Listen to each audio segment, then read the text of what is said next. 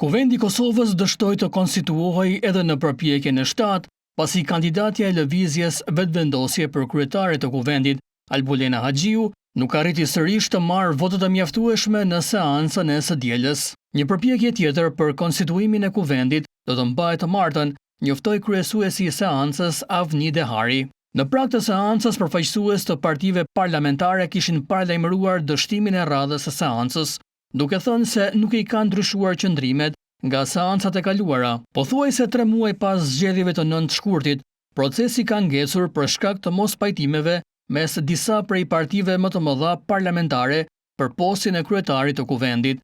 Konstituimi i kuvendit i nisur më 15 prill, po dështon për shkak se vetëvendosje nuk po arrin të sigurojë 61 votat e nevojshme për kandidaten e saj për kryetare. Vetëvendosje ka 48 vende nga 120 sa ka kuvendi i Kosovës dhe Haxhiu mori vetëm 57 vota gjatë seancës së të dielës. Kryetari i Partisë Demokratike të Kosovës, Memli Krasniqi, e akuzoi vetëvendosjen pas seancës se po e mban peng vendin, duke këmbgulur për të propozuar vetëm Haxhiun.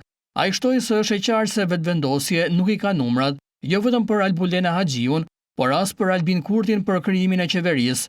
Nëse vazhdon kjo bllokadë, është shumë më mirë të shkohet në zgjedhje, theksoi Krasniqi.